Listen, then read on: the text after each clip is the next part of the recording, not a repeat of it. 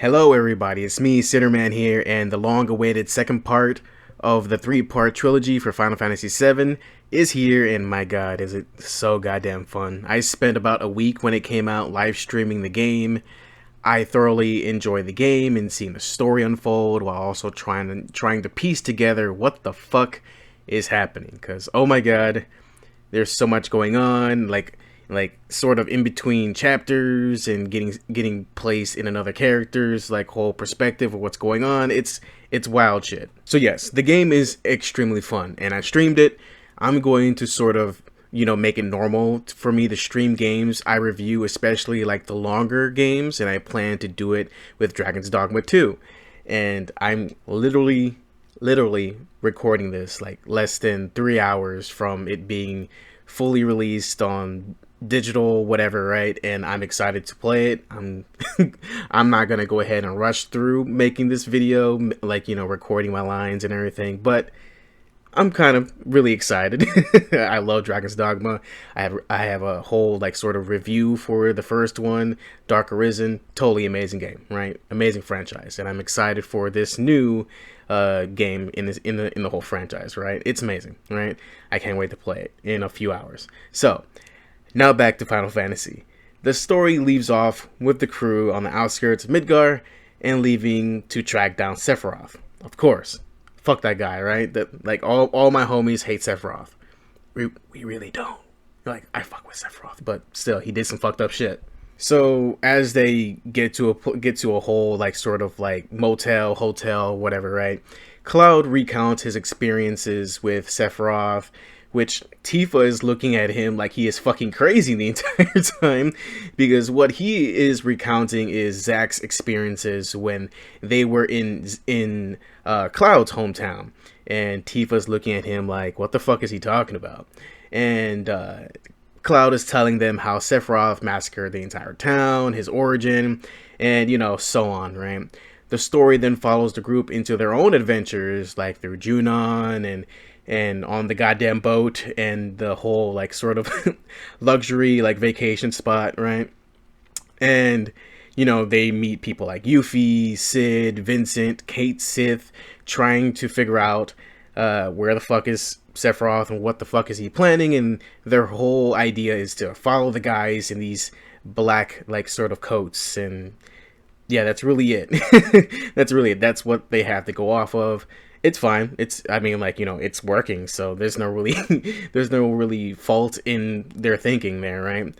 Their adventures soon land them in the Cosmo Canyon, where they encounter the Gi, a group of alien origin, beings who cannot enter the live stream because they're not originally from the live stream, which makes perfect sense. So one big thing about the Gi is that they stole this, sacred materia from the ancients in the first place, and turned it into the black materia by putting a whole bunch of resentment and hatred onto it, and they thought this sort of thing could release them from their immortal torment of not dying, and they try to recruit the party to do so.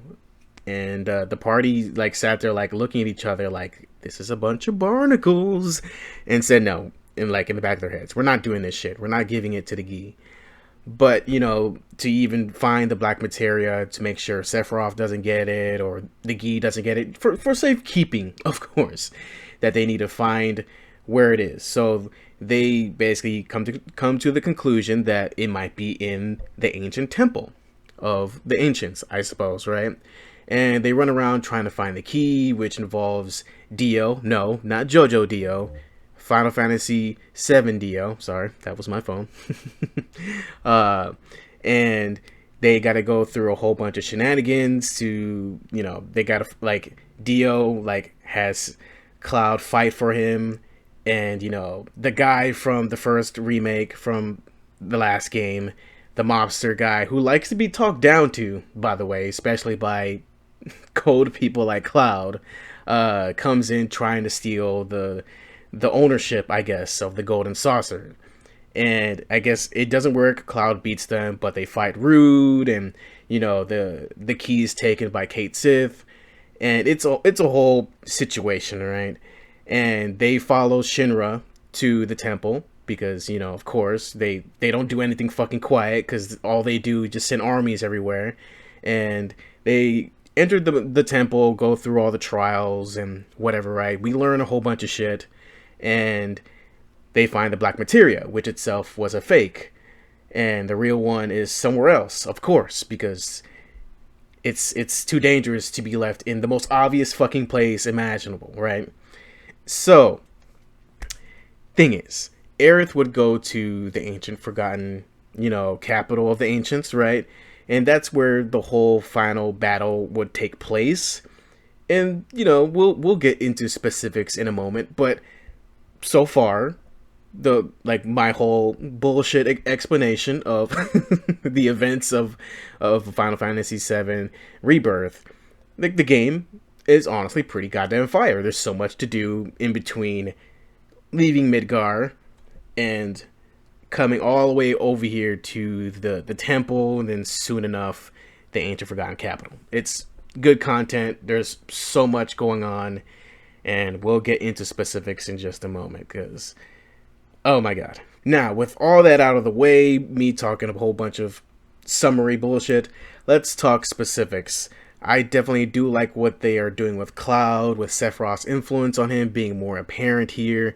With that being said, I love seeing Zack and everyone who is supposed to be dead, I guess, in an alternate timeline, which added more to the mystery of what in the entire fuck is going on here, right?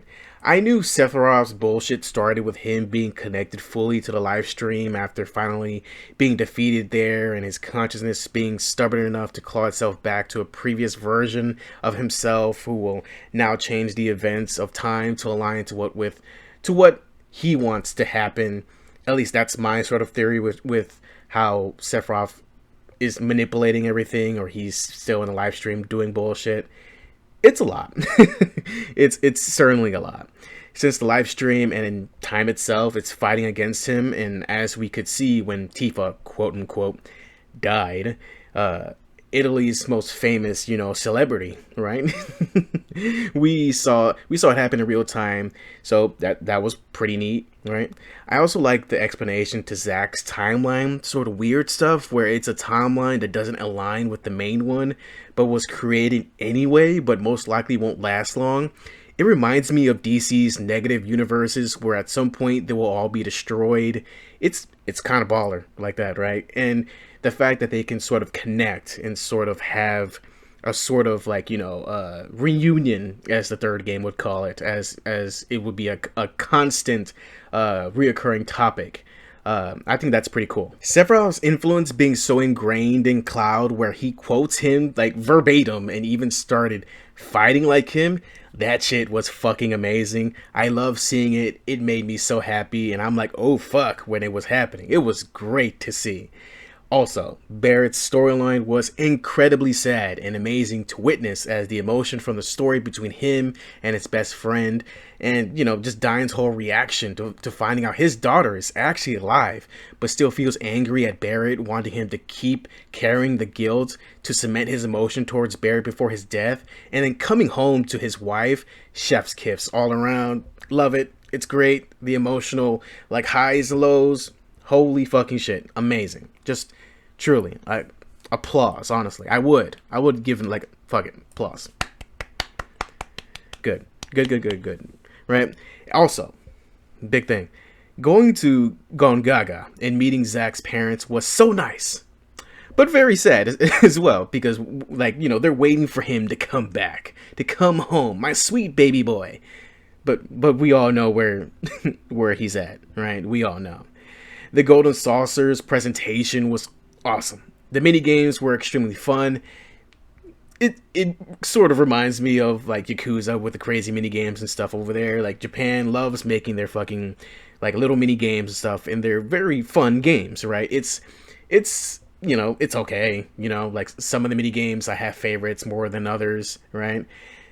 Sometimes they can be annoying, but Queen's Gambit is pretty goddamn fun in itself.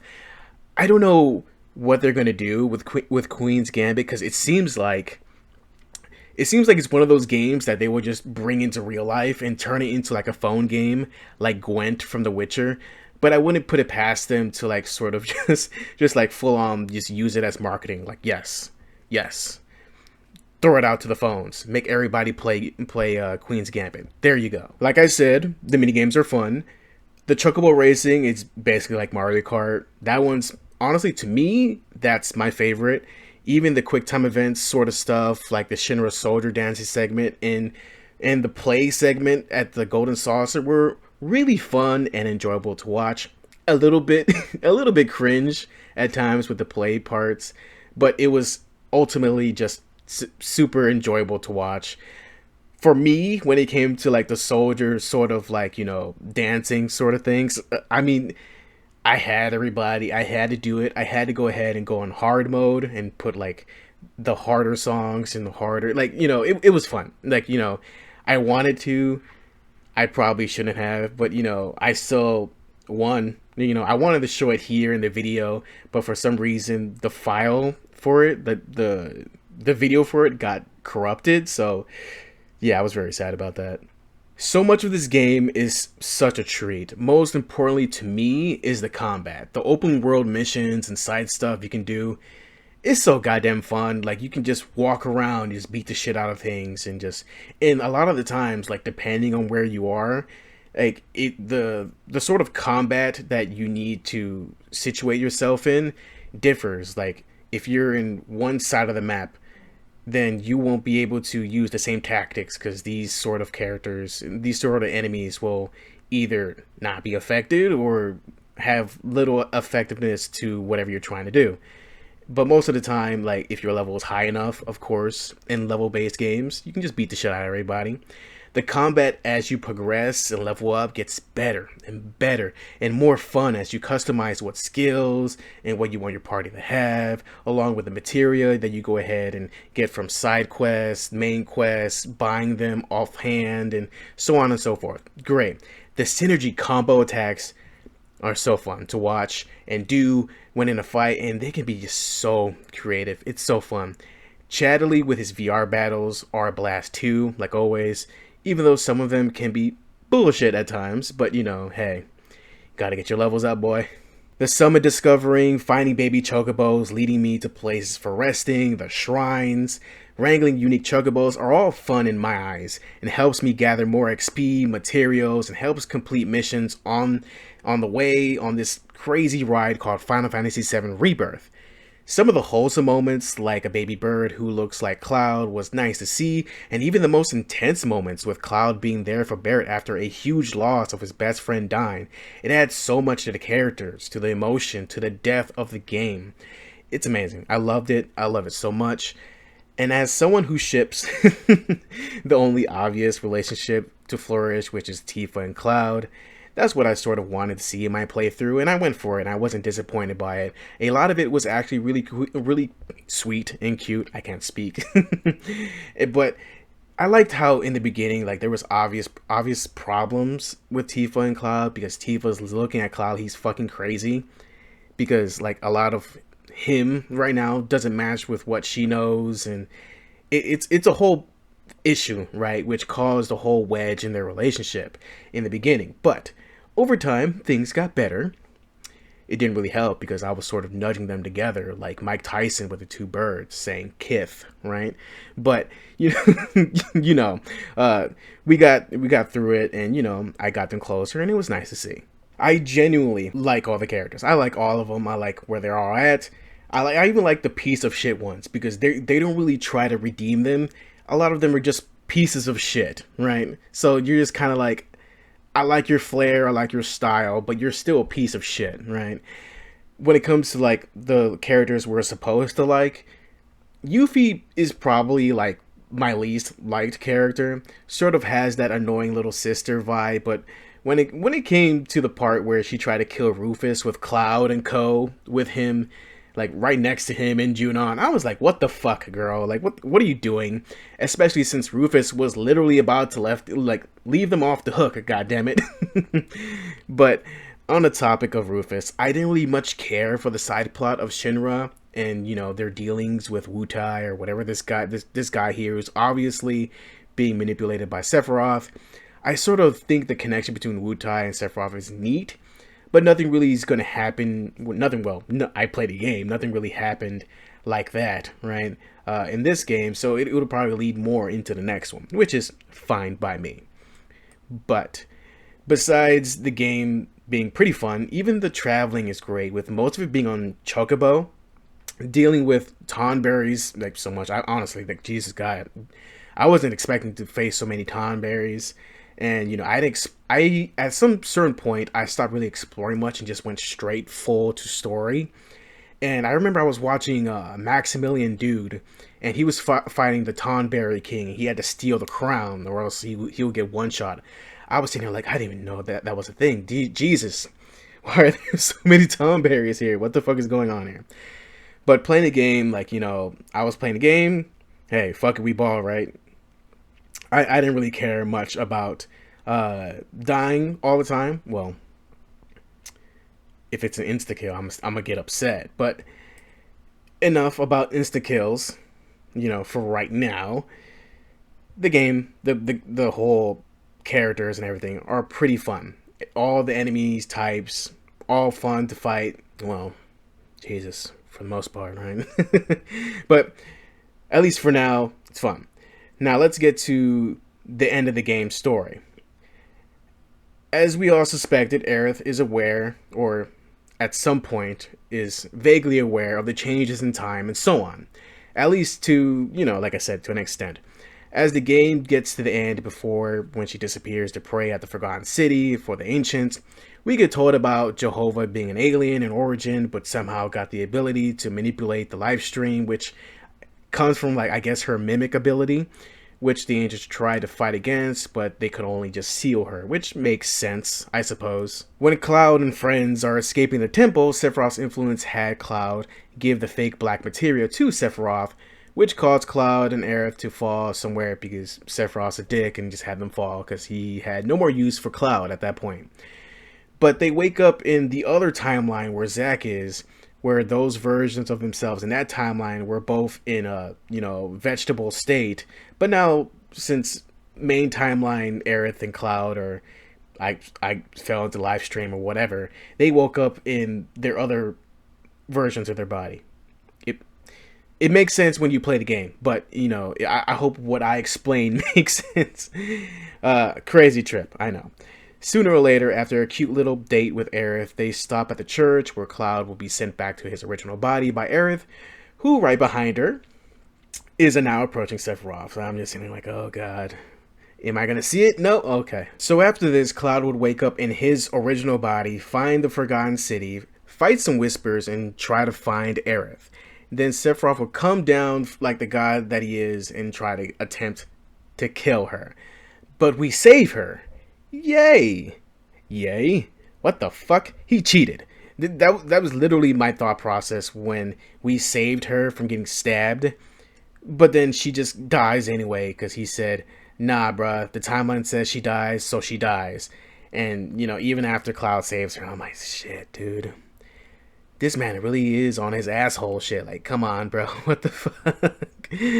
I really thought that Sephiroth was going to make Cloud choose whether to save her and choose a timeline where they win, or, not say, or like, save her and choose a timeline where a win over him isn't guaranteed, which I thought would be a good way to screw with Cloud. But I guess here he just decided to choose his own ambitions and is manipulating things so, all like there will be less obstacles in his way, I suppose. But I don't know. For me, I just thought it would be funnier just to do that just for the bit, just to fuck with Cloud. But, I guess he just wanted his own ambitions to actually succeed this time. So, hey, he had one lifetime where he fucked with Cloud. Guess not this one. So, this whole thing would trigger the endgame battle where you fight a multi-stage Jehovah Life Clinger. Then as Cloud, you fight together with Zack against Sephiroth, since, this event caused the two timelines to connect, or, a whole reunion, I guess. Then you fight Sephiroth Reborn with a variety of characters, and he even summons fucking Bahamut to come fight you, who Giga Flared the shit out of me. And then at the end, you fight Sephiroth with Aerith at your side, and if you don't kill him in time, then he would just outright insta murder you, which pissed me off because I did not know this. He just fulls on murders me. He killed me like 4 or 5 times. I'm like, what am I doing wrong? But I'm sitting here like, oh god, I actually got to kill him during a specific sort of event that he causes, or else he just insta kills me when he's done with it. Shit is crazy, but after it's done, Sephiroth escapes and the battle is over. Everyone is reeling from the death of Aerith, but with newfound vigor to find Sephiroth and finally just put a cap in his ass. Like, kill him. You know, they want to end his life. The game ends with everyone mourning Aerith still, and Aerith sees them off as she is now part of the live stream, watching over the party now, which is pretty sweet and a pretty great place to end off this part of the whole, 3-part trilogy remake of Final Fantasy VII. Overall, this game is just so damn good. I love it. It's definitely contender for Game of the Year. I can't find anything to fault on this game, honestly. It's just such a good and engaging game that gives you so much in terms of story, emotional range, and music. Oh god, the music. The combat is so damn good and satisfying. Even if you don't like real-time combat, it has the classic combat that is sort of like a mix between the real-time and classic gameplay too, where like your character is just, automatically attacking, and you don't really do anything unless you get some ATB. And I think that's fine, I suppose. It's sort of like a mix, but it's not my cup of tea. I like to be more interactive with my combat. But I gotta say, I gotta give this game a 10 out of 10. I had literally no issues when playing the game.